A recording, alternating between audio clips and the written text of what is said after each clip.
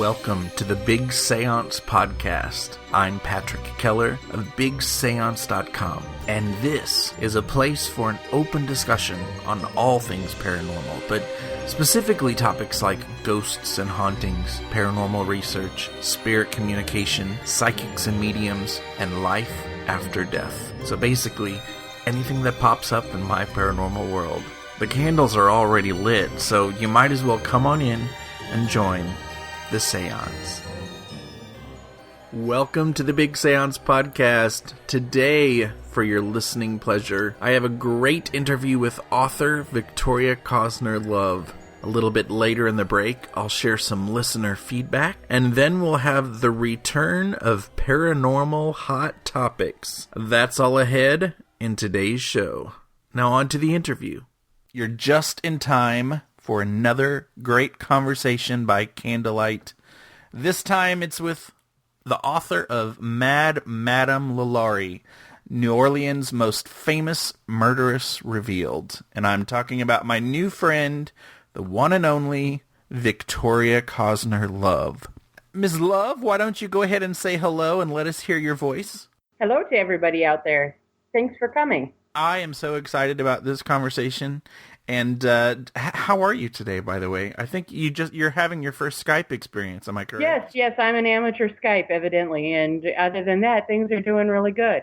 Yes. I have new glasses, so now I don't get, sick all the time. Well, you know what? You learn stuff every day. Yep. You said you have new glasses? I do. Cool. Yeah. I can see. Yeah. I love seeing. I got new glasses this year, but I'm kind of struggling with them. They're not exactly the best pair of glasses I've had, but that is totally not on our topic of conversation tonight. I am just going to read your bio from the copy of the book that I have here. Actually, Victoria Cosner Love has spent the better part of 30 years poking around graveyards and digging for lost pieces of history. She is especially fond of delving into missing pieces of women's history. She co-authored a book, Women Under the Third Reich, that's by Greenwood Publishing, and now has turned her attention to the infamous Madame Lalaurie, which we're going to talk about tonight, and her incredible family. A longtime member of the Association for Gravestone Studies, she has worked in public history facilities for over 20 years and has her master's degree in American Studies, specializing in cultural landscapes of garden cemeteries.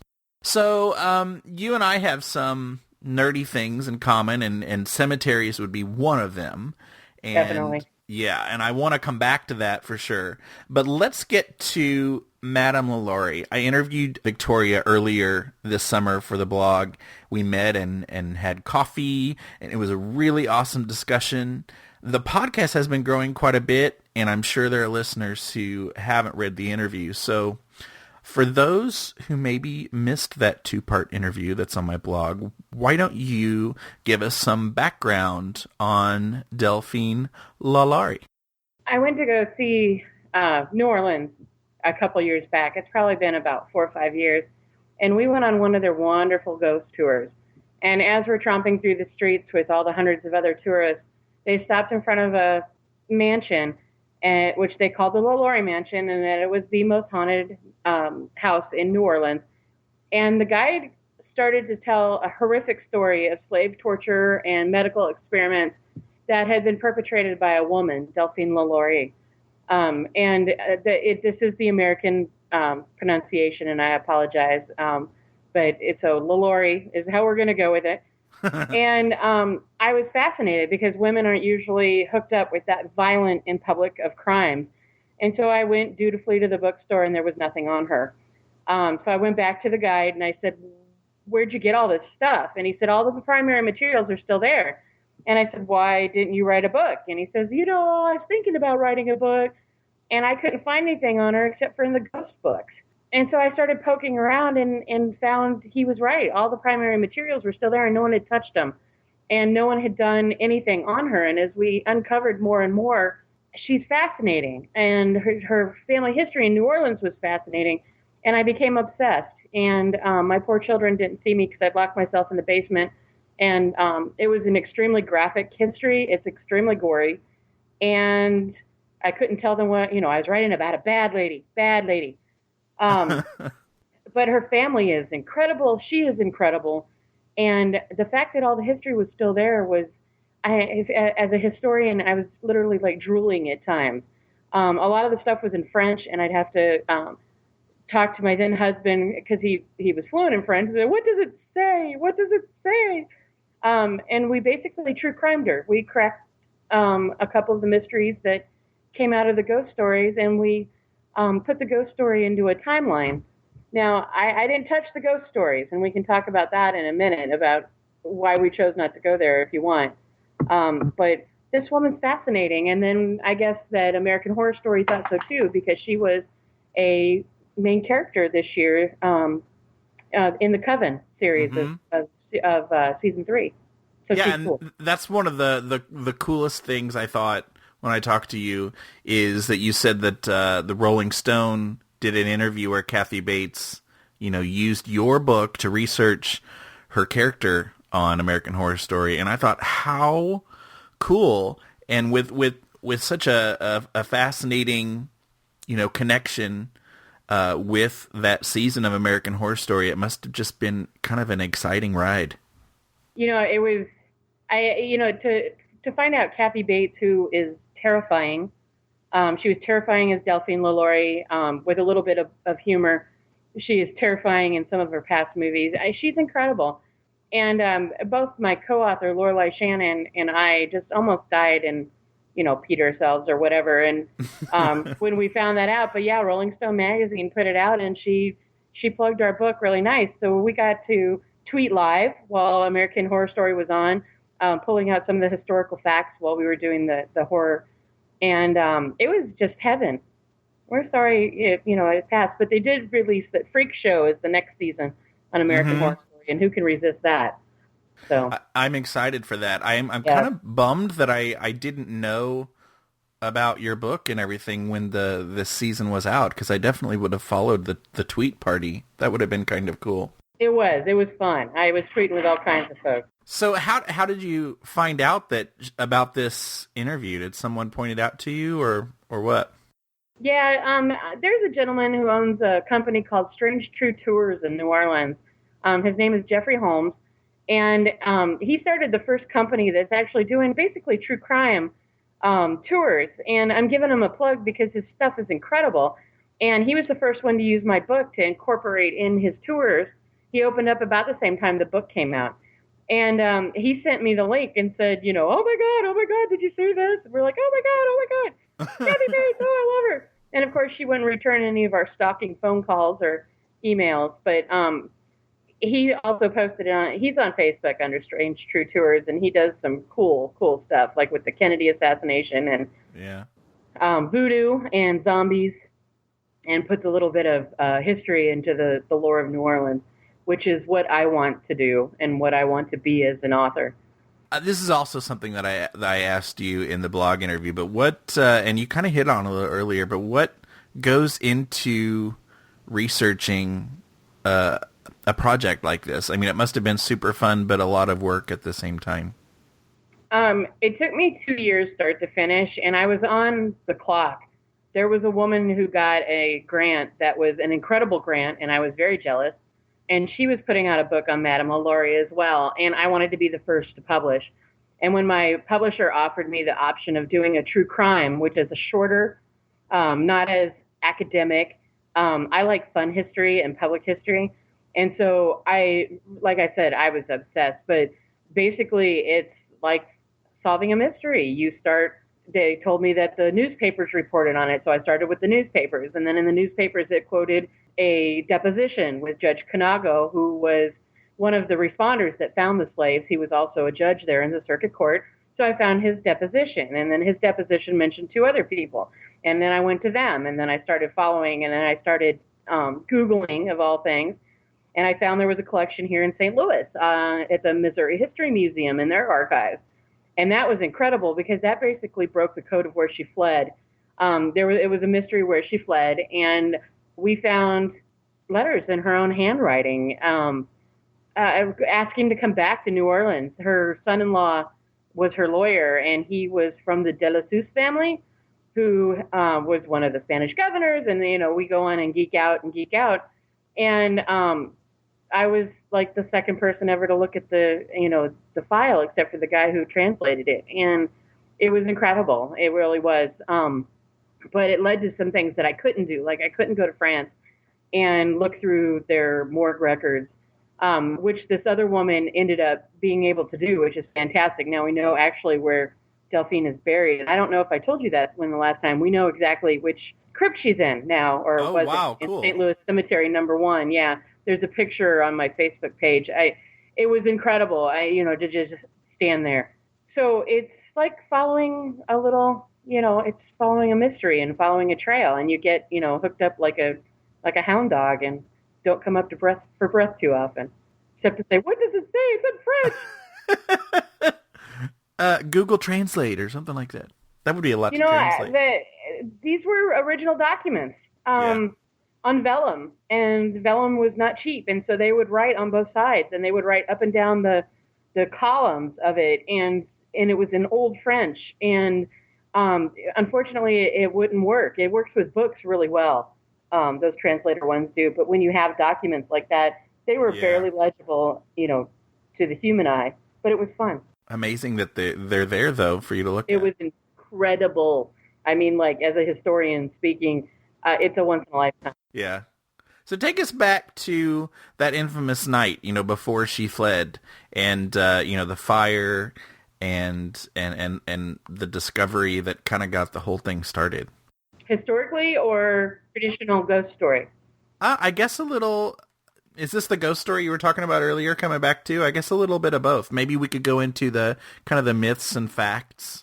It's kind of like the chapter you have in your book, which I love, Myths versus Fact.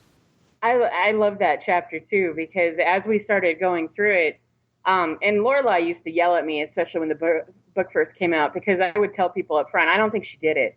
I don't think Delphine Lalaurie was the perp. And, she'd be yelling, spoiler alert. And, it was really interesting because the more we looked at it, the night of the fire, as Delphine is directing people to get the fine artwork off the walls, and Dr. Louis Lalaurie is telling people to mind their own business about where the slaves are,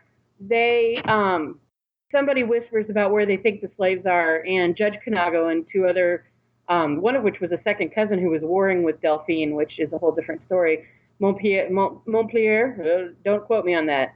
I'm going to have to look that one up. But they go out and they break in, and they do indeed find slaves, and they are chained, and they are horribly malnutrition, and they have been treated very badly. And they pull the 7 slaves out. Nobody jumps out the window, like the ghost story says. Nobody was dead up there. Everybody was alive, which makes all the websites that say that she was a prolific serial killer a little moot. Yeah. Because we actually don't have any documentation to any actual deaths, but that doesn't preclude the fact that they were tortured and they were in really bad shape. And so the slaves were taken over to the Cabildo, which was the government, prison / jailhouse type of thing.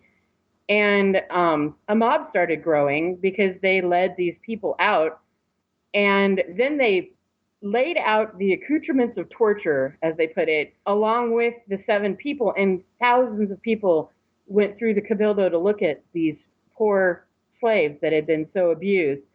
And the anger against the Lalauries started to grow. According to the ghost story, it all happens overnight. The house is burned to the ground because nobody will save it because they're so angry.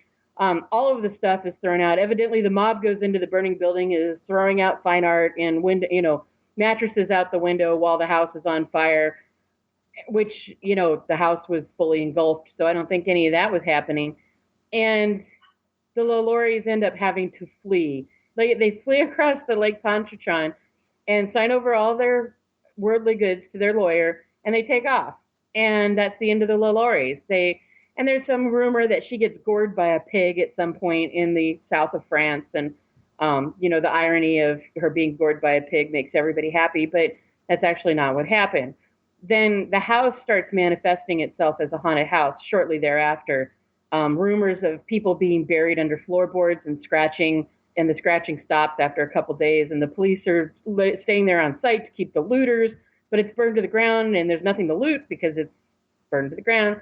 So it's all very confusing as far as where that came from. But suddenly you have a haunted house that has ghosts on the stairs with chains that are choking people, and a woman that's trying to suffocate babies, and slime on furniture at a furniture store. And it's a great haunted house story as well. And it was really funny because at the end we found out that the house isn't even really the house because it burned. Right. That was going to be my next question. That's so fascinating to me. So that people say that they every night you relive. There was an incident supposedly where Delphine she didn't throw. She was chasing a little slave girl with a whip, and the little girl fell off the turret into the courtyard. And you can see, like I said on our Facebook page, I have pictures of the courtyard because Lorelei and I charmed ourselves into the Lalaurie mansion in between owners. And we won't tell who the construction workers were that let us in. And we were one of the first people to get in there because Nick Cage used to own it. And he didn't much let lots of people in there. Yeah. And we took a picture of Nick Cage's toilet. That too is on my Facebook page, just in case you're interested. And, I'll put that in the show notes. The link to Nick Cage's toilet. It is. It's Nick Cage's toilet, and we were just thrilled. And but the reenactment of the little girl sliding off and hitting the ground is supposed to happen every night, which, first of all, if it fell in the courtyard, you couldn't see it from the street. You know what I mean? Like if the manifestation was to the historical accuracy. Mm-hmm. But then someone was saying that the house was turned around, but it couldn't have been because we have the blueprints. And so it's just really cool the way that the haunted house came out. But, Lorelei and I sat out there a lot of nights, over the 3 or 4 year period. I mean, the writing was 2 years, but, all the other stuff was going through. And we never got to see anything. There was no reenactments. There was no ghosties. There was no goo. We got nothing.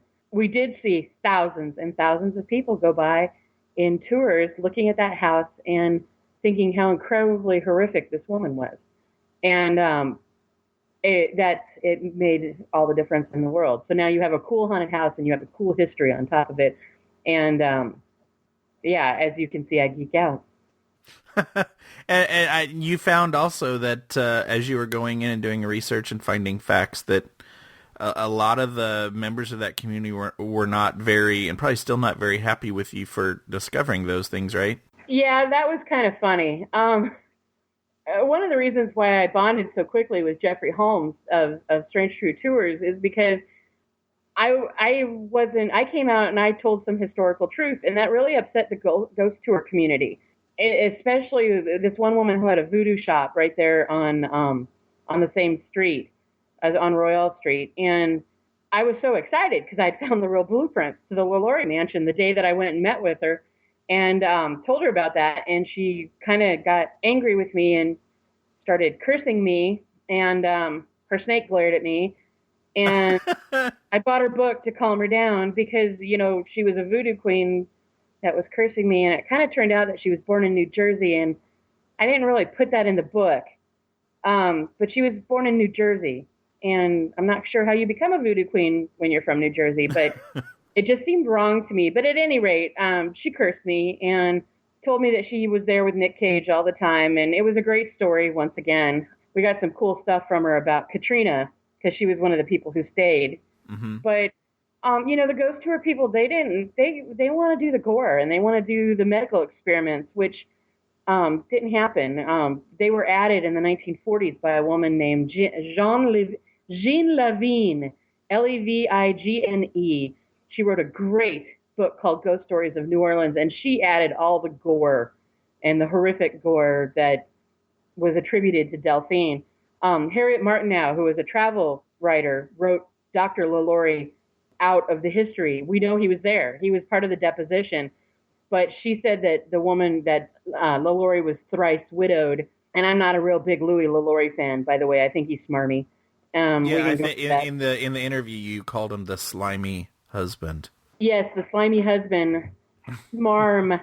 I believe he's the perpetrator. I really do. I think that when you have a doctor that looks at spinal deformities and you have people who are being treated for that in the family, and suddenly you have people who are being looked at maybe not as horrifically as the crab lady who had all of her joints broken and reset incorrectly, but you have, you know, is it the Creole woman that's very, very rich, or is it the smarmy husband who has a medical background and didn't do well in medical school? Well, we know he did experiments too, don't we? We do. He experimented in spine straightening, basically. He specialized in it, not really experimented in it, according to his ad that he put in the paper. And we know that he beat Delphine Lalaurie on the steps of the courthouse when she manumitted a slave. It could have been a coincidence. He could have beat her for a different reason. But the fact that he beat her on the courthouse stairs in public, once again, puts to his smarminess, in my opinion. And I don't believe in coincidences. I think I told you I go from the Colombo School of History. Yes. Yes, there are no coincidences. And that was too big of a coincidence for me that to picture this woman in pink and orange taffeta wielding a whip, you know, or cheering them on, and versus this, you know, man who was trying to make a name for himself in the medical community. And people often use slaves to test out their medical theories upon. I think I just left the dangling participle, didn't I? Hey, I didn't catch it. Okay. This all reminds me, and I don't think that this necessarily was something that had been brought to my attention when we had done our interview for the blog. But, you know, in the last couple of months, a lot has come out. I don't know how much you know about it, but about Bathsheba, the character, the main character in, well, the main, you know, spirit character in The Conjuring. Yes. And about how, you know, a lot of what people are charging, you know, her for, and in the movie, which is, you know, a lot of, you know, Hollywood, but that people are getting upset because if you look back at documents, there's nothing that, you know, pins any of this crazy stuff on her that's in a movie, and they're using her name. So it's like, wow, how would you like, you know, 100, 200 years from now, you know, people to just make a movie about you saying you did all these horrible things? It's kind of, that's what this all reminds me of. Yeah. Well, and you know, it's ironic is like Elizabeth Bathory was a countess who drank the blood of virgins, and she actually did. And all of the horrible things that they said about her were true and documented in court records. And this was in, you know, like the middle Europe somewhere, probably like in the Transylvania type area. Mm-hmm. And she did it. And there's only like been one movie written about her, but you have hundreds and hundreds of books on like Madame Lalaurie. And once again, you know, it was the press, I think, in my opinion, that made her more out there and more infamous, because when people were reading it, they were so outraged, you know, and it was coming into their living room and they were reading it. It's, you know, just like when Kennedy was assassinated, everybody remembers it because they saw it on TV. Well, everybody read about it in their living rooms and on their patios. And this woman who had been to the tea with them the day before, or had been heading up a charity event that you'd been to, or even if you'd been sitting with her at dinner the night that the fire broke out, you know, what monster was this that was lurking there? And she was, you know, someone to not be liked. You know, she was rich, she was wealthy, she married a younger man, the whole world was going her way, and so it was easy to be a little jealous. She could have been the sweetest little woman in the world. I don't think so. I wouldn't go that far. I vote for sociopath. Okay, that's right. And maybe not the killing type, but the so self-centered type of perfection. And I think that that's one of the things that made Kathy Bates so horrifying, was that perfection that she tried to instill in the flashbacks onto her daughters. And Barbara Hamley writes a great book, the Benjamin January series, which he's a free man of color. And I think that's the first book.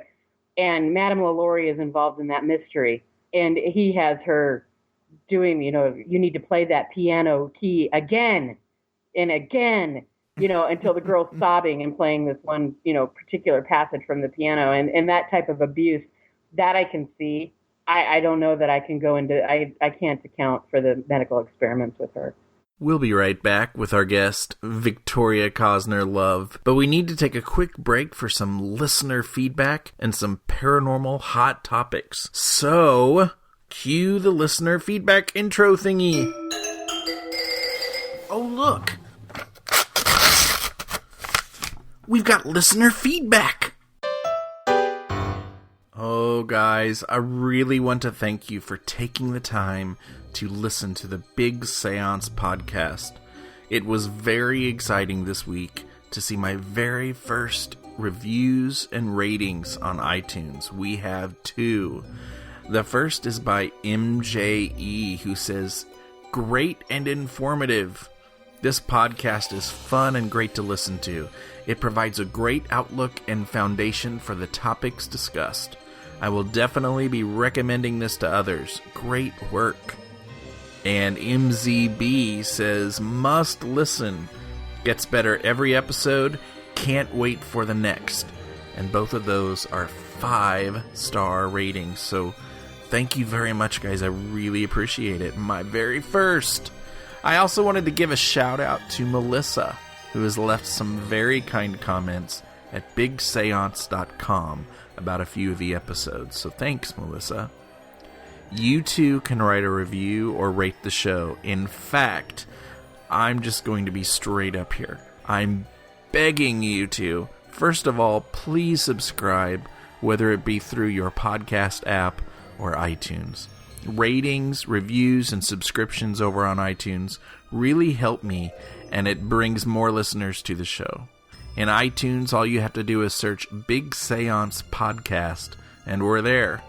In trade for great reviews and ratings, I'll try to give you a shout out just like I did MJE, MZB, and Melissa. Thanks. You're listening to the Big Seance Podcast with Patrick Keller.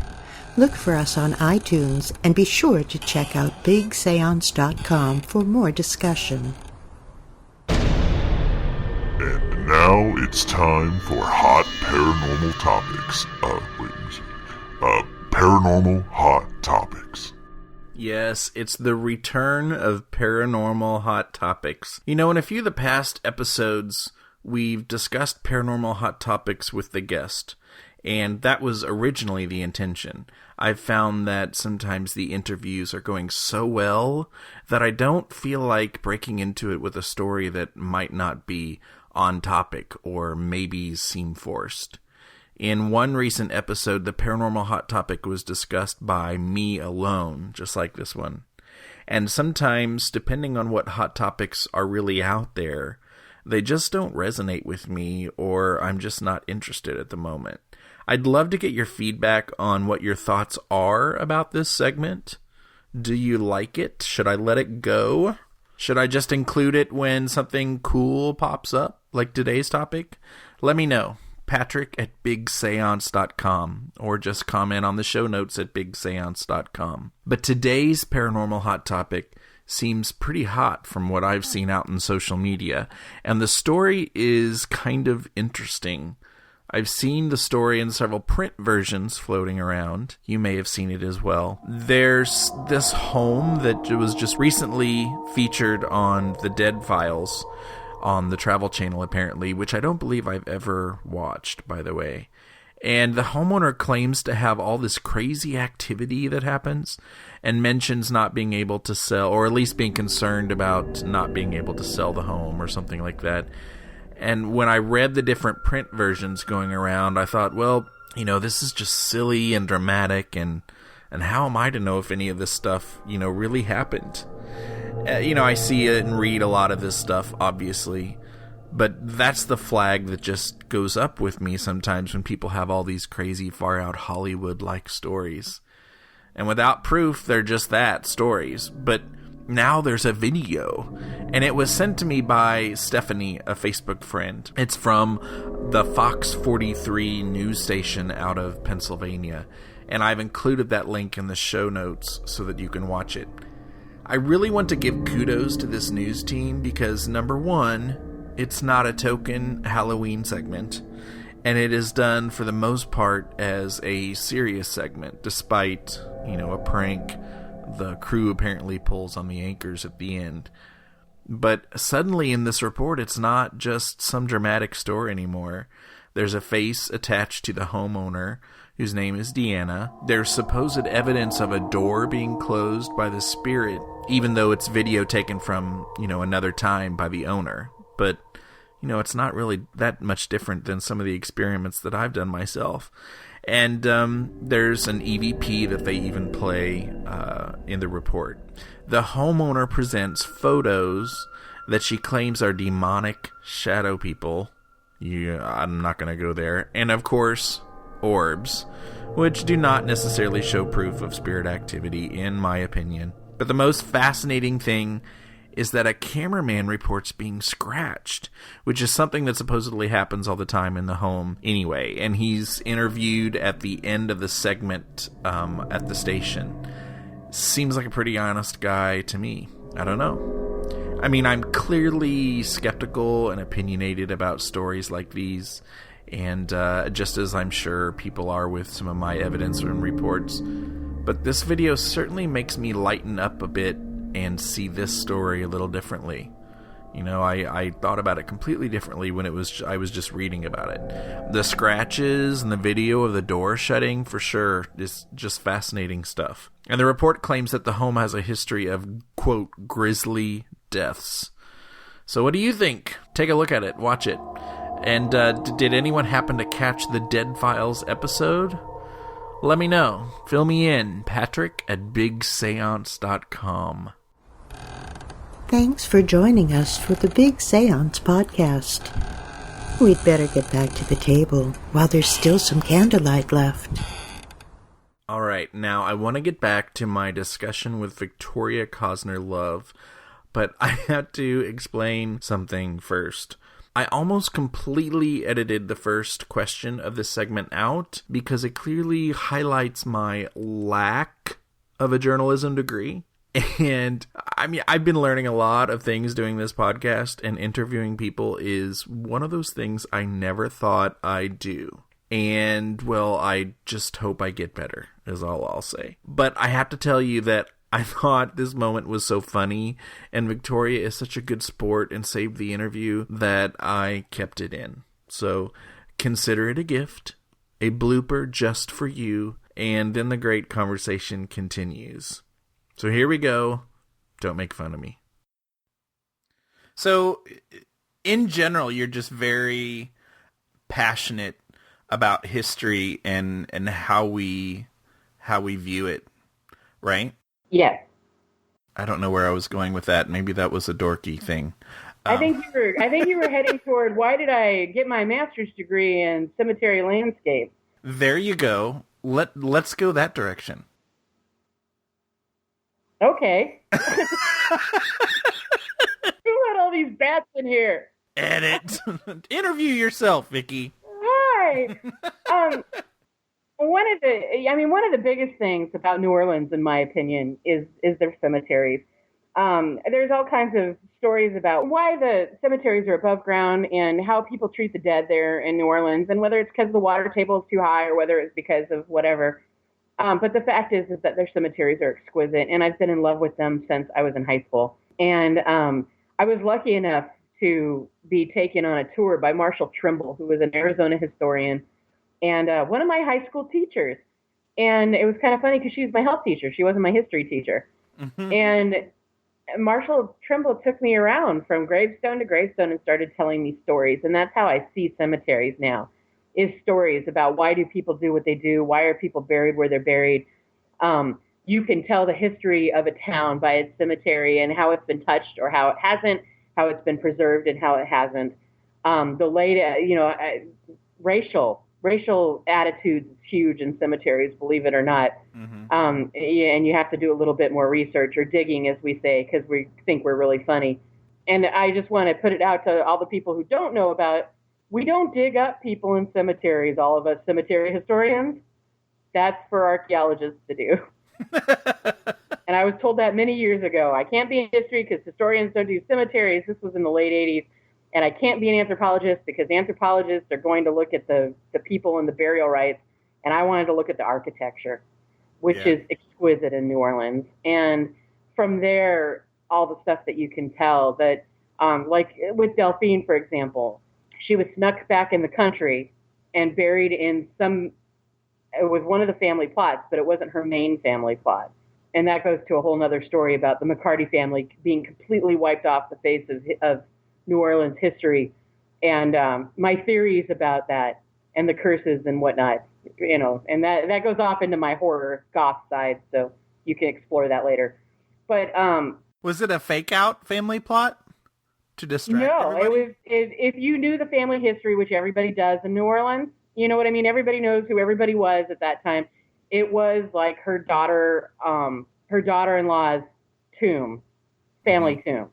So no, it wasn't that far out. You know what I mean? It wasn't like the neighbor next door down the street type of thing, or like Paul Revere, who's buried with a random family because he was a pauper and somebody paid they said, oh, we'll let him die and be dead here. Mm-hmm. Paul Revere's not marked. His grave isn't marked.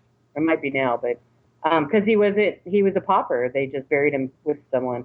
Delphine was transferred in, and somebody ripped the cemetery plaque off, and that was found. And once again, all kinds of great stories come out of this. But the fact that Delphine wanted to come back, and that she came back and was buried after she died, alludes to all different kinds of social normities and abnormalities, going on at that time. And you can tell it all by the cemetery and how the families were broken up and buried and so on and so on. And that just really geeks me out. I just love it. I love my cemeteries.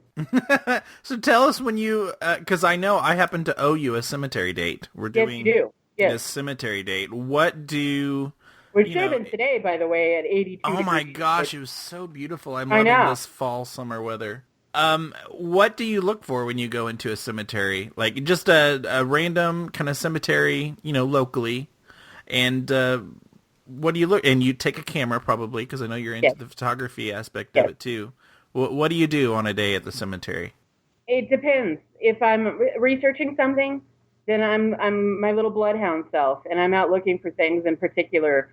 Or if I'm looking for a clue about where something went or where somebody is. If I'm just going out for the day, which I often do, I look for unusual stones, and I've been doing this a really long time, so unusual is few and far between now. And I think I posted one. There's a beautiful little cemetery in St. Charles that has it's a clamshell with a baby where a pearl would grow, and the baby's asleep in there, and it was obviously an infant's grave. And it's really well done. And the rest of the cemetery, or a lot of the cemetery stones around it, are very plain and very neoclassical or pseudo-Egyptian. And here's this one little pearl, basically, right in the middle of the cemetery, and it's just exquisite. And I look at a lot of how the landscapes are, like if it's on the hill, if it overlooks the river, it's going to be more expensive, which means that you have a bigger mausoleum. The architectural structures of it, I love it all. I am really very rarely happier than when I'm in a cemetery, and that I get a lot of flack for that. Yeah, so you get into all aspects of it, like the genealogy and everything too.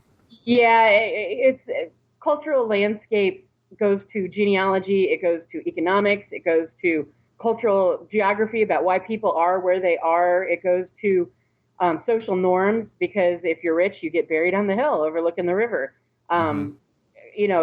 Clark of Lewis and Clark is buried looking at the Mississippi River with this huge, huge mausoleum for his whole entire family. And it used to be a really great view until they put the industrial park in right there, and down. Right. Now he's overlooking the industry, but maybe he likes that because westward expansion and growth and all that stuff. But anyway, I digress. And we're talking about to listeners, we're talking about the Belle Fountain Cemetery, or the Bellefontaine. How would you say that really, if you were going to say that correctly? Well, I think St. Louisans call it Bellefontaine. Bellefontaine. I call it Belle Fountain, and I think in French it's Bellefontaine, but I'm not sure. Anyway, it's a beautiful, beautiful cemetery. I've been there twice, and you can just be there for days and days. Yes, and I have. It's one of the few cemeteries in the country that actually has a monument that's on the National Register of Historic Sites or Places in its own right. And then they're in the cemetery itself is now a historic site. They do some incredible tours through there. Their new marketing / director, Richard Lay, is incredible and has opened up the cemetery more as an art park as well as it's an active cemetery. You can still be buried in Bellefontaine. And it's kind of opened up a new world. Like they do a beer barons tour and there's like 36 beer barons in families buried in Bellefontaine Cemetery. They do a Women of St. Louis Cemetery tour and Civil War, just incredible stuff that's going on. Bellefontaine's probably one of the top 10 garden cemeteries in the country, and we have it here in St. Louis. It's very, very cool. And wasn't it designed by one of the more famous designers from New York? Isn't there a big cemetery in New York? Yeah, actually, he did the one outside of Boston, whose name just went, and then he also helped with Central Park. Oh, okay. And he was a major player in doing the four-season parks and landscapes, which is what Bellefontaine is a four-season. So you always have color. It's a horticultural layout on purpose to always have color. And they even do like a historical like tree tour or something, don't they? Yes, for that of the trees that he actually put in. That's one of their newer ones. That one's very cool. Yeah. And so the original and when in the 1840s when they originally set it up, they had to move everything out because of the cholera epidemic. So you can see some of the original stones of people who were moved out of St. Louis that were buried earlier than the 1840s and put in Bellefontaine, and then you can see how it was grown up and designed around them, which is another cool thing, in my opinion. Yeah, that whole moving cemeteries at that time period has always fascinated me about how so many cemeteries were moved and some of them weren't. Right, yeah. That to me is, I can't imagine, and I guess not everybody is, a nerd about cemeteries. So, I mean, to me, when I think about being buried in a cemetery, I want to be buried in the oldest cemetery that I can find, that has all kinds of beauty. And I can't imagine someone 100 years from now saying, oh, let's put him in a different cemetery. I'd be so insulted. Oh, I know. No, this is the one I picked. With all the time that I've spent with cemeteries, I don't want to be buried. I want to be cremated, and I want to be thrown in one of the garden cemeteries.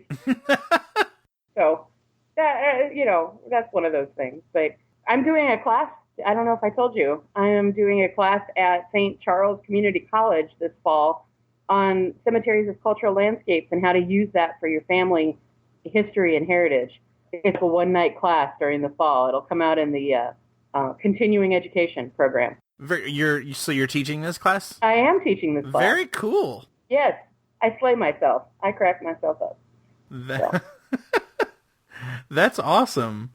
Okay, so let's jump back a little bit. I didn't know before I read your book that Marie Laveau, which I first saw in American Horror Story Coven, I did not know that she was actually a real person in history. And so I assumed that, American Horror Story completely just made her up for, a cool role. But her and Delphine really did likely know each other, right? Tell us about that connection. When you have someone as evil as Delphine Lalaurie, and you have someone as non-traditional and scary and voodooing as Marie Laveau, everybody wanted to make a connection. And it is possible that Delphine had a connection with Marie Laveau as far as like a hairdresser or a servant, that may have been moved between the two worlds. But what most people came up with was that Marie Laveau found the devil baby. And the devil baby we vote was a harlequin baby, which is a rare skin disease that all their nerves are exposed. They don't have the epidermis. They don't have the upper skin level. So they scream and they cry and they die very soon because they're open to infection. And Marie Laveau supposedly had this baby and asked Delphine Lalaurie to raise it and be its godmother. And they, because Delphine was so evil, she thought that was just delightful. And in the What If It's All True chapter in our book, where Lorelei, who is a horror writer by trade, goes and just goths out the entire Delphine Lalaurie story and all up and down, and it's great. But the devil baby, there are documented cases of devil babies that were screaming, shrill little children. Like we said, we feel that it was a Harlequin baby, but still he existed. And all kinds of rumors about him bouncing up and down Bourbon Street. He's actually technically called the Devil Baby of Bourbon Street. And we didn't talk a lot about him. He's one of our favorites. We have Devil Baby shirts and stuff on our website on Cafe Press, which cracks us up. But anyway. That's so funny. Yeah, we do. And you can get a Devil Baby shirt for your dog, by the way, Keller, just in case you need one. But we had a woman that was from an old family in New Orleans that was trying to sue us for talking about the Devil Baby, because she said it was her creation and that it was her proprietary, information. And after a little bit of research, including that Lorelei had bought a Devil Baby skull when she was on her honeymoon in New Orleans in the 80s, and this woman hadn't started talking about the baby until the 90s, we were able to go around it. But we didn't really want to get into a fight with her about the Devil Baby. But it's a cool demon/ghost story. It's specific to Bourbon Street, where he is seen at 3, 4, 5 o'clock in the morning, often by people who have been reveling all night, bouncing and rolling and gurgling and drooling and up and down the street of Bourbon Street and shrieking at the top of his lungs. And you don't hear about him again after that. And, that's we think that somehow they got hold of, like I said, a baby, and that the baby passed on. But once again, you were talk about a rich history. How would you like to be the baby that was, suffering through that, and then they call you a demon? Oh my gosh, that is a bizarre story. It is, and there was a documented Devil Baby up in Michigan as well, which somebody did an article on, but nobody's ever really touched the Devil Baby of Bourbon Street. Before, you were talking about how you were thinking of some future projects with possibly some other different characters from the New Orleans area. Or is that still kind of a thing? Yeah, I just can't. If you've never been to New Orleans, go. If you have children, don't take them. It's a very adult-themed, very rich, very decadent as far as, drinking, and the food is incredible. They're famous for their food. Their architecture is exquisite. You have to go on the ghost tours. You have to go on the cemetery tours.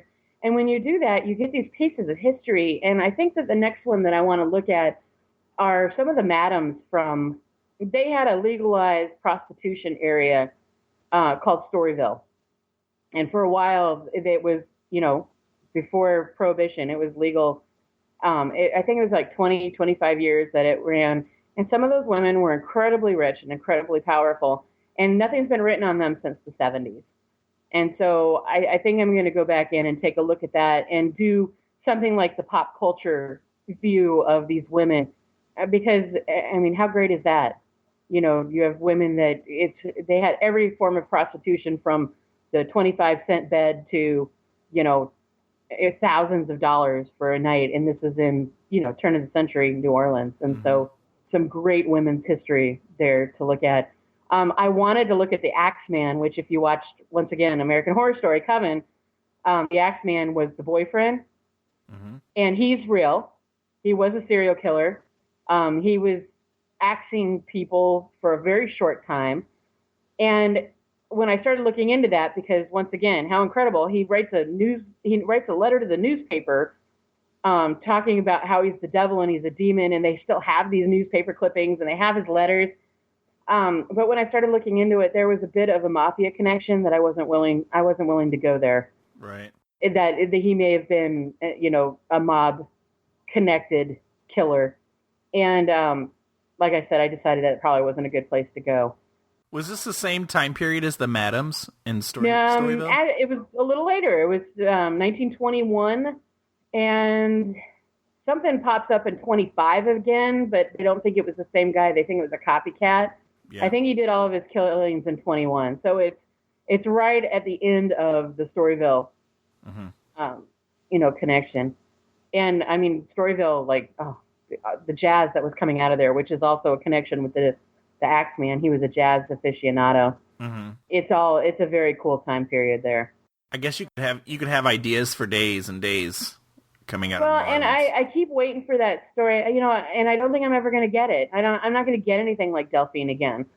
that was once in a lifetime where you're like, duh, why didn't you write it? And when I go to New Orleans, they say, why'd you write it? You're not from New Orleans. And my answer was always, why didn't you? It's all right here. You have everything here except for that one collection that was in Missouri. And, so I'm waiting for someone like you that does, paranormal stuff and talks to all these people to say, you know what I heard? I heard there was this story, and then I could go, oh, that needs to be done. There is a guy in St. Louis that is looking mighty good, and I don't remember if we talked about him.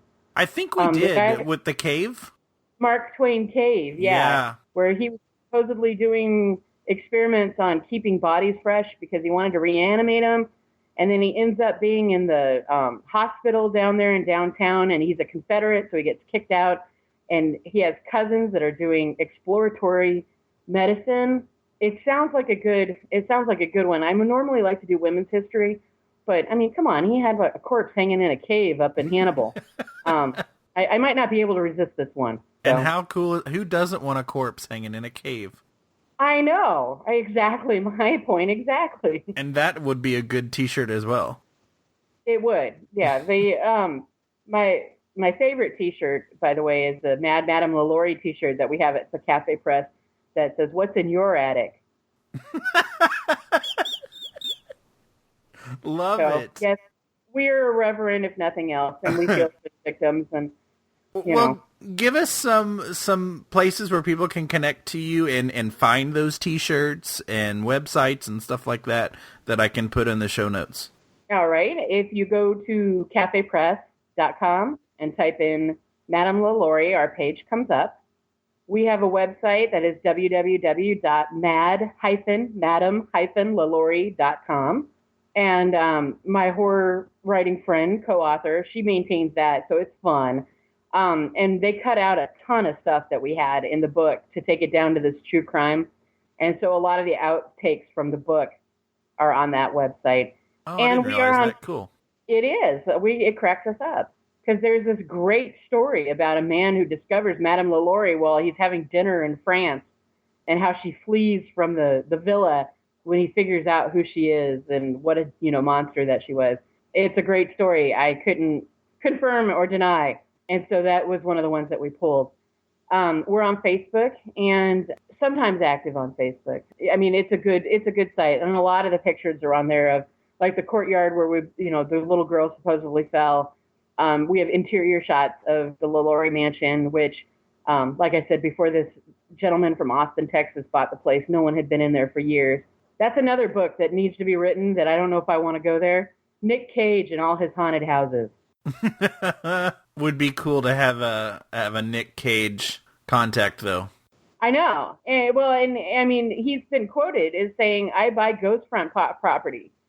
And when the IRS seized the Lalaurie mansion from him, they also seized, Anne Rice wrote a book. It wasn't the Vampire Lestat books. It was a ghost story.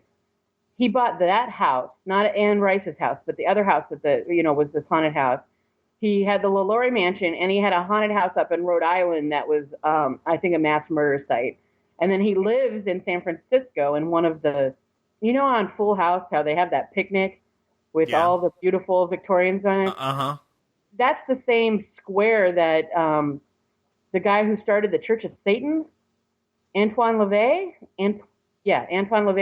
has a house there. And directly across from that is this matte black, not shiny black, but matte black Victorian that is owned by Nick Cage. And it is also a purported haunted house. So it's such a weird obsession because he clearly doesn't live or hang out at all these other, places that he owns, right? He just likes to have them. He would come to New Orleans, evidently, every once in a while. My understanding is he never stayed at the ghost house in the Garden District. He did stay at the Lalaurie mansion, but it freaked him out. Now, he has a new mausoleum in St. Louis Cemetery number 1. He's planning on being buried there. Right now, his cat is buried in it. It's shaped like a pyramid. Mm-hmm. It's also on the Facebook page. And one of the only current burials or new burials that they've allowed, and evidently it cost him a lot of money. But that's where he wants to be buried, and right now his cat is buried in it. And he lives mostly in the San Francisco one. I'm sorry, that just cracks me up. That is very bizarre. Nobody writes about this stuff. I don't know. He must have a good lawyer. The Nick Cage biography by Victoria Cosner Love. That's right. Ghost Front Property. Nick Cage and his obsession of haunted houses. I'm there. I want to do it, but I don't have a good lawyer, so. There you go. Well, is there, was that all the different links you were going to hook us up with?